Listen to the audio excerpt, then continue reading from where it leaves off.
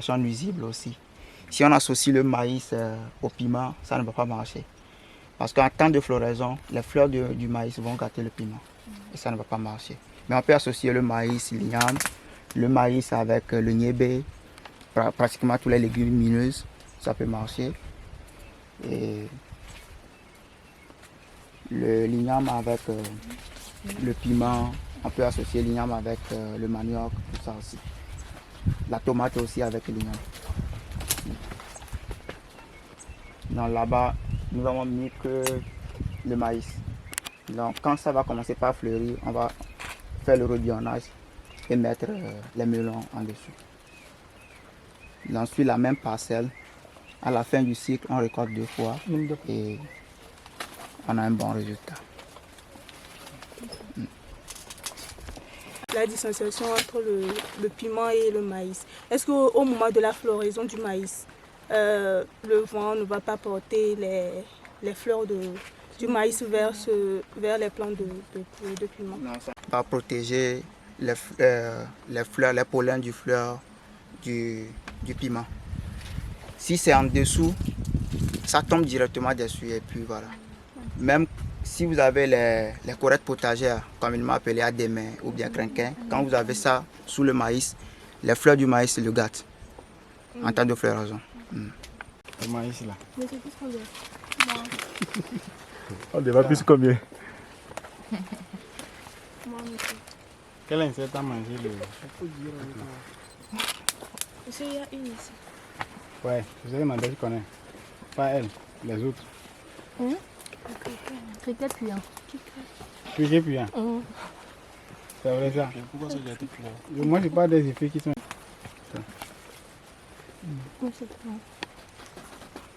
C'est les punaises, bien sûr. Aïe. Toi tu es très loin de... Comment on va pour... C'est ce que je vous dis qu'on appelle les Spodoptera, qui sont très difficiles à contrôler. Et c'est récemment que c'est apparu en Afrique. C'est moins de 10 ans que ça a déjà commencé à faire des dégâts. Et c'est venu du continent américain. Donc ils font tellement de dégâts. C'est des Lepidoptera en fait. Monsieur, combien ils sont arrivés? Ah, bon, c'est le truc là, non? Pas les engrais. Pas forcément les engrais, mais... Les insectes souvent voyagent à travers les semences. Exactement. C'est pourquoi il faut faire les traitements de semences. Mais ça, vous avez dit chenilles, les jaunes. Légionnaires. Chenilles légionnaires. Les Anglais disent fall worm army. Il y a les criquets légionnaires aussi. Oui, tout ça, il y a les criquets légionnaires aussi, mais c'est pas ça, c'est pas les criquets. Ok. Là, c'est Les des chenilles- chenilles. Ils les attaquent chenilles. le milieu de la plante. Le chou aussi. Quand tu plantes tu retires le chou, 3 semaines après, ils vont commencer par prendre les œufs là-bas. Parce qu'ils savent que au départ, bon, je n'avais pas le temps. Normalement, je devais pulvériser une fois avec de l'ail. Donc, l'ail est très puissant et il les repousse. On prépare 500 grammes de l'ail, on le pile, mélangé avec les feuilles de citronnelle, soit avec le savon noir. Les feuilles de... Oui, pour fixer la solution sur la plante. Les feuilles de citronnelle sont riches en urée. Là, on verra ça après, quand on sera dans les biofertilisants. Non, voilà. Ok. Ah, tant peu dans 1 semaine, 2 semaines, les feuilles vont commencer à sortir. Comme derrière là. Non, c'est Je pense que ça, c'est les coccinelles, les petites coccinelles. Il y a le combiné qu'on porte. On peut le combiner. Et on y Monsieur, va. quand vous déposez les ruches là, vous mettez quelque chose dedans pour les attirer. Oui, c'est comment? On brûle le citronnelle, les feuilles de citronnelle, et on frotte. Même à 100 mètres, si tu frottes ça, ils vont venir tout de suite. Ils vont commencer par Donc, si faire les captures. Comme ça les attire. C'est les citronnelles qui les attirent. Les citronnelles. On brûle un peu et puis on frotte dans la caisse. Je connais un monsieur, il a développé une manière. Il fait un truc c'est un peu comme sous forme de pâte. C'est les cires d'abeilles. Voilà, On met les cires aussi, Voilà, mais c'est le nom. pour les attirer, pour faire la capture, il faut du citronnelle brûler, frotter dedans. D'accord. Donc, on est-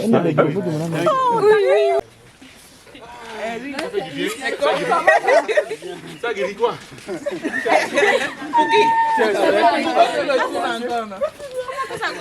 Je suis en même temps. Ça fait mal. Ça va. Qu'est-ce qu'il faut faire? Ça va piquer. Non, ça va piquer. Non, est-ce qu'il y a quelque chose à faire? Il dit que...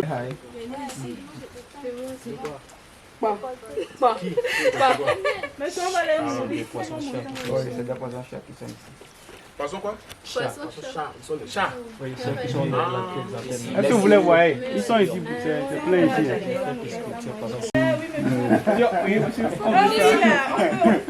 Ils sont ici. Ça va. Monsieur, Oui. à quoi servent les panneaux? C'est pour alimenter l'oxygénateur. L'oxygénateur? Il y a l'autre là. Mais c'est le pied. Oui, c'est des bacs à poissons. Ça vu. Là, c'est la pisciculture en son. Monsieur So, Les panneaux solaires servent à quoi? il a dit c'est pour alimenter l'oxygénateur. Je mets de l'eau et puis je donne. Quand c'est l'eau, pas comme ça. Mais comparément aux Syriens, les tilapias, eux ils aiment l'eau claire.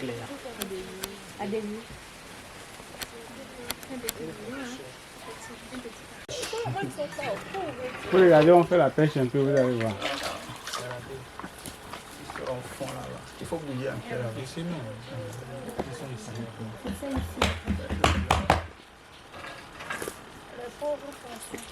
Ah, c'est intelligent.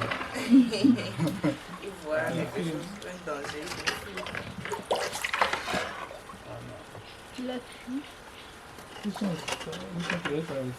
Oui. Ils sont prêts par ici. Ah, ils vont fuir comme on mélange ici.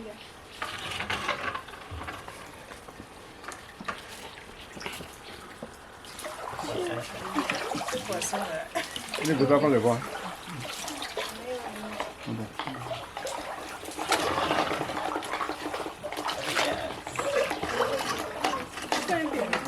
Poisson de nom, elle a de nom. C'est leur territoire. C'est poisson de nom, elle a de nom. Mais il n'y en a pas beaucoup. Ils sont ici là.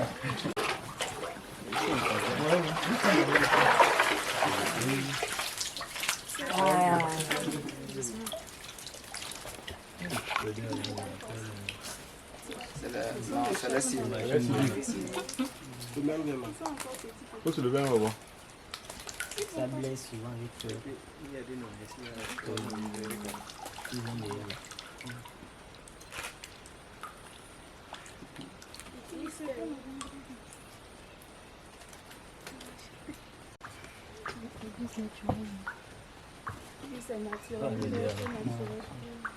Oui, c'est encore.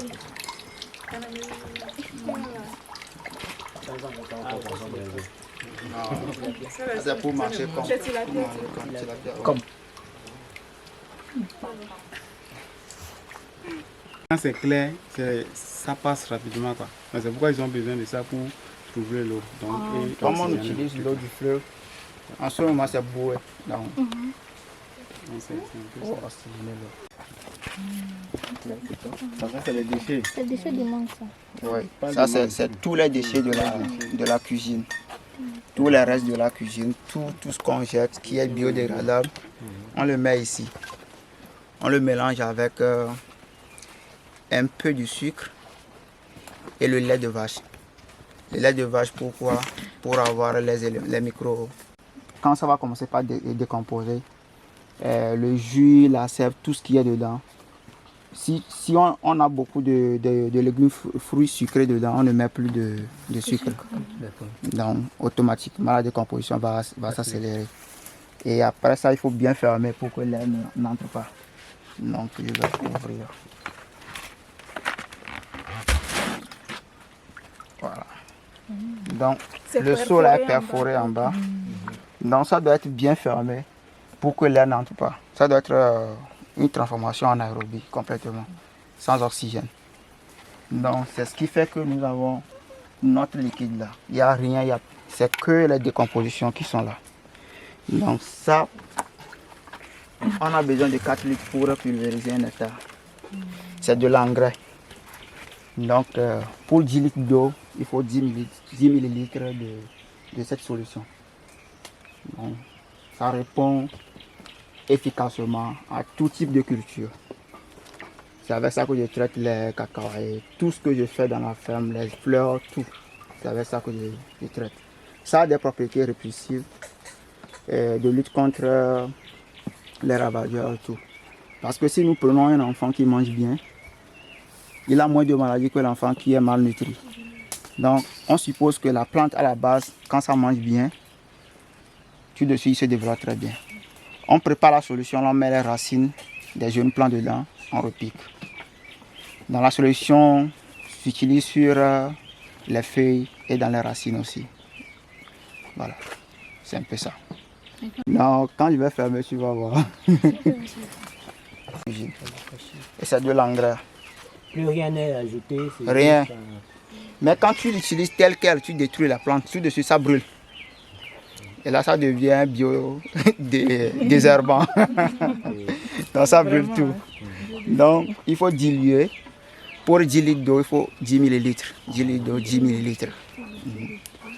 On peut prendre ça comme un herbicide par exemple. Non, c'est tel quel, quand tu l'utilises tel quel. Ok. Sans mélanger. Voilà. Développer. Parce qu'il y a des OM, il y a tout dedans. Or, on a besoin de ces. On a beaucoup réfléchi sur comment trouver les éléments qui nous entourent pour pouvoir faire la même chose que les gens font ailleurs. Ouais. C'est l'objectif de l'agroécologie en fait. Tu ne sors pas de ton cadre pour trouver des solutions. Tu es sur place. La seule chose que tu vas trouver, si tu n'as pas les fientes de poule, il faut aller chercher ailleurs. Voilà. Mais les plantes, tout ça là, ça doit venir d'ici. Vous parlez de bokashi là. Après vous prenez ça quoi? Comment? Vous parlez de bokashi là. Ouais. Ça c'est le bokashi aussi. Ok.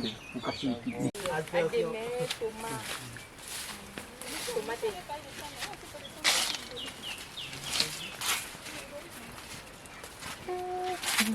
Venez, venez, venez, venez, venez.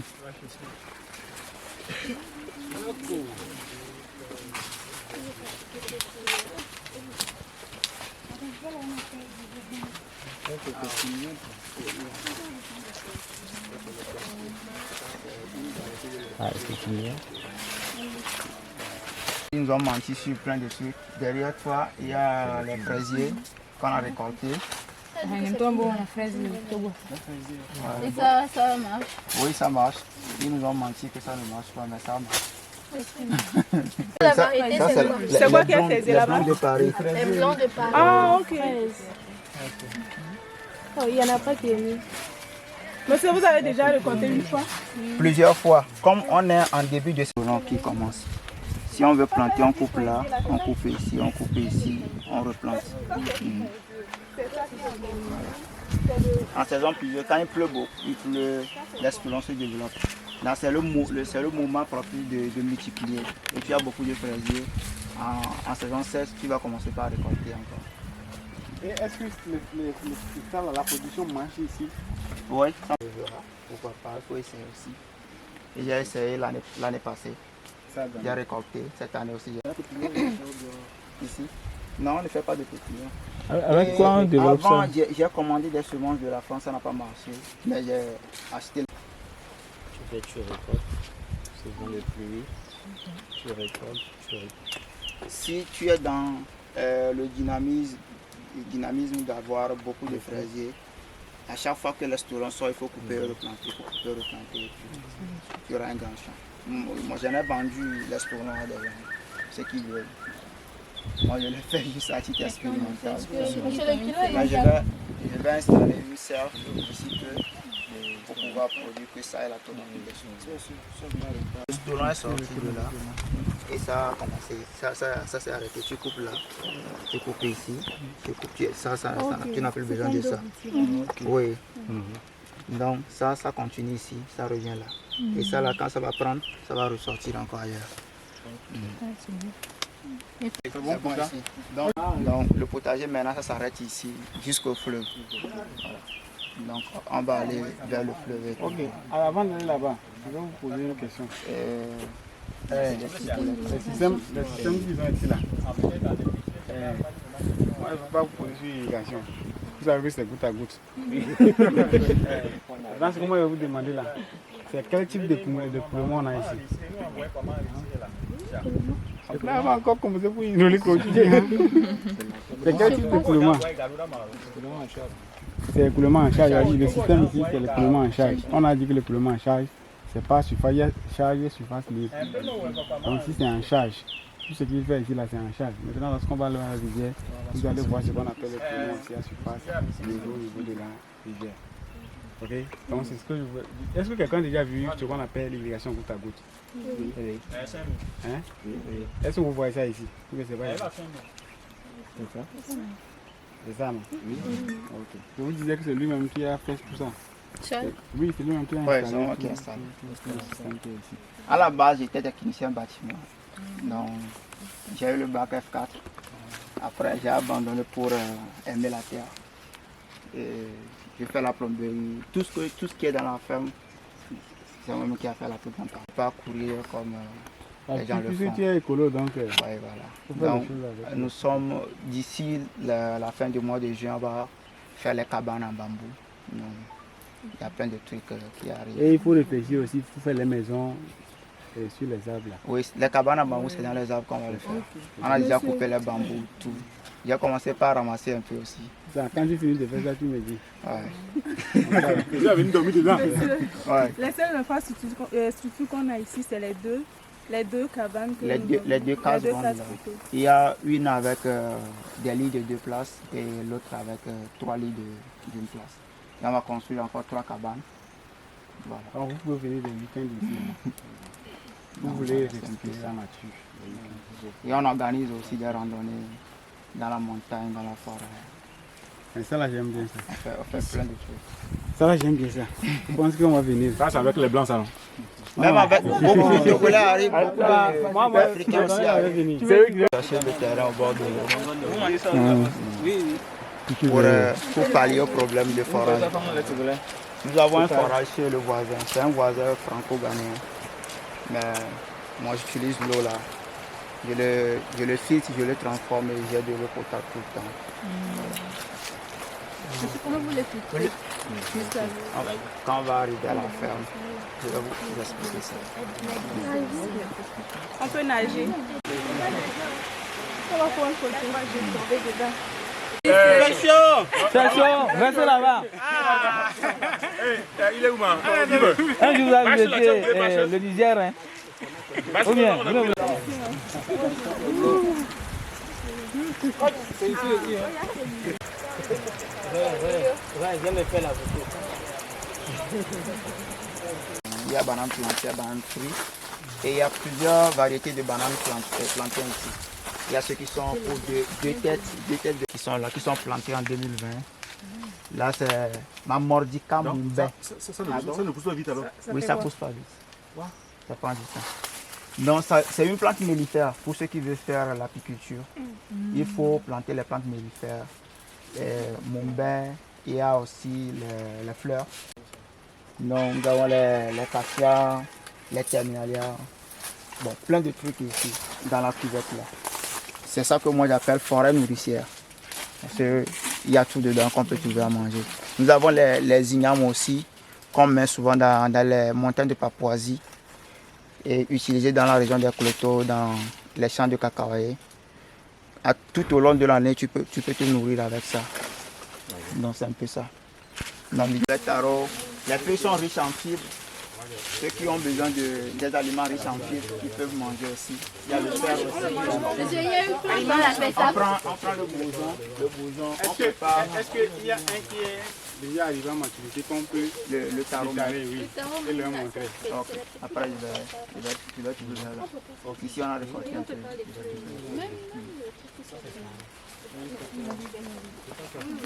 Donc, on va avancer.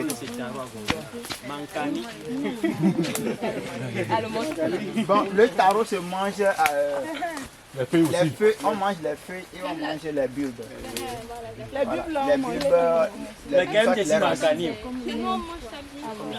On peut faire les frites comme colico, tout ça là avec. C'est un noix chantier. Ça, coton, Tu peux faire comme Goma Nyanya. Voilà. Tu prends la grande morelle, tu prépares Et c'est pas, doux, hein, tu fais ça la fait sauce doux, tomate à côté, bien assaisonnée et tu mets la feuille dedans. Ça accompagne la pâte, le riz, les tranches, les colicots, tout. Avec une viande. Ouais. On peut préparer les feuilles de taro aussi, mélanger avec abricot. Banane fruit, les bananes même quand on mange là, non mûres. Quand on prépare, Vraiment les gagnés. ouais, On l'appelle c'est ce qu'on appelle abricot. Abricot. Abricot, c'est un nom chancy. Abricot accompagné avec cotombri. Bon, c'est tout ça, c'est des noms chancy.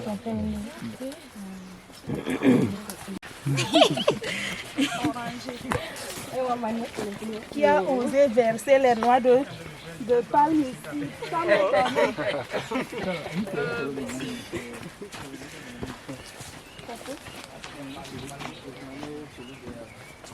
C'est pour les Pourquoi? bains intimes, pour les femmes, quand ça gratte dedans. Voilà. Manier, tout ça là. Coupé. Monsieur, non, c'est Il a son utilité en médecine. Oui, beaucoup d'utilité. On laisse l'eau bouillir, on met la feuille de par infusion, ça devient rouge. Et on mélange avec le lait. Et on fait N'importe qui peut le boire, tout le monde. Même les femmes enceintes. Tout le monde, les femmes, on les recommande. C'est comment pas boucher aussi. Oui, pas boucher. Il faut appeler encore. Agave silal. Aux États-Unis, ils utilisent les feuilles là pour tisser les cordes, pour tirer les bateaux. Donc ils cultivent ça beaucoup là-bas. Ils font même les sirops d'agave avec le tronc qui sort là. Ils coupent, ils font de la soupe plutôt. Donc dans les restaurants, c'est consommé aussi. Comment on utilise ça pour attirer les abeilles? Quand on plante, ça monte. Surtout, c'est le... Voilà. Il n'y a pas d'abeille dedans. Non, pas dedans. Non, ça va grandir. Et après, le bourgeon là, va sortir. Quand le bourgeon va sortir, ça va porter des fleurs. C'est les fleurs qui attirent les abeilles. Donc ça, c'est des semences issues de la fleur. Les gens l'utilisent aussi pour faire la clôture. Comme ça, pour empêcher les chèvres de venir. Pour empêcher quoi? Les chèvres, les moutons de venir grapper là depuis le mur.